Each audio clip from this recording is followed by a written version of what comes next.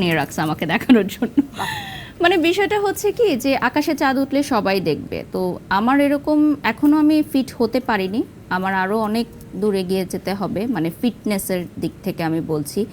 তো আমার ট্রেনার বলেছে যে আরও 1 or 2 ইয়ার আমাকে আরও টাইম দিতে হবে।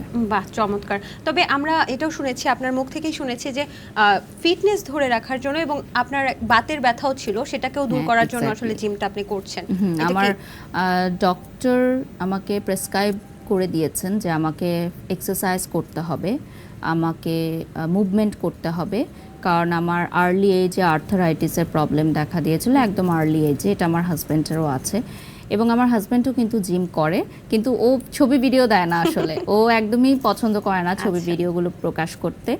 তো ওকেও ডক্টর প্রেসক্রাইব করেছে, কারণ আমাদের দুজনেরই দেখা যায় যে, আর আমার যেহেতু অনেক বেশি সময় দাঁড়িয়ে থাকতে হয়, আমার দাঁড়িয়েই কাজটা বেশি করতে হয়, দ্যাটস ওয়াই আসলে জয়েন্ট পেইন এবং কিছু হরমোনাল ইস্যুজের কারণে আমি অনেক বেশি মুটিয়ে গেছিলাম। আচ্ছা, বাহ। অনেকে সেই কমেন্টে তো অনেক কিছুই বলে, তো আমার একটু জানার আগ্রহ। অনেকে তো বলে যে আপনি যে ধরনের জিমটা করছেন সেই জিমটা অনেক সময় এক্সট্রিম লেভেলের জিম হয়ে যাচ্ছে, যেটা নারীদের শরীরের জন্য ক্ষতিকর। আপনি একজন ব্র্যান্ড প্রমোটার, ইনফ্লুয়েন্সার, আপনাকে দেখে সবাই শিখবে।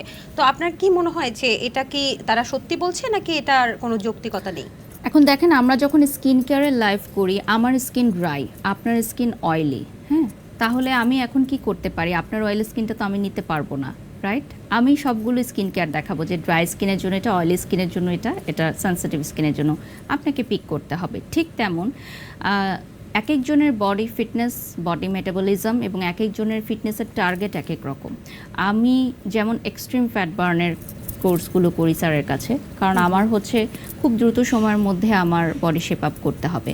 পাশাপাশি আমি একজন সিজারিয়ান মম, আর আমার মেটাবলিজম যেরকম, আমার এনার্জি যেরকম, আমাদের জিমে অনেক ছেলেরাও আছে। কালকে একটা ছেলে আমাকে বলছিল যে আপনার এনার্জির সাথে আমরা পারি না। হ্যাঁ, তো যখন আমাদের জুম্বা ক্লাস হয় তখন আর কি কথা বলছিল।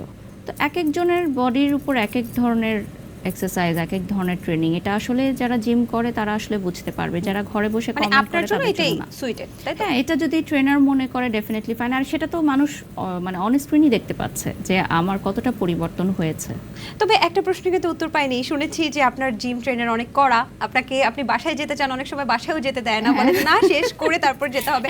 ওই যে এরকম লাঠি ট্রেনার নিয়ে আমি বেতের কি জানো, বেতের লাঠি নিয়ে যে দাঁড়িয়ে থাকা, আপনাকে কি মারে আসলে? দুষ্টু হ্যাঁ, মানে আমি মজা তো চলে জিজ্ঞেস সবসময় করলাম। বলি যে স্যার আপনি আমাকে মারবেন, কারণ কি একটা মারতে কথা পারেন? আছে না যে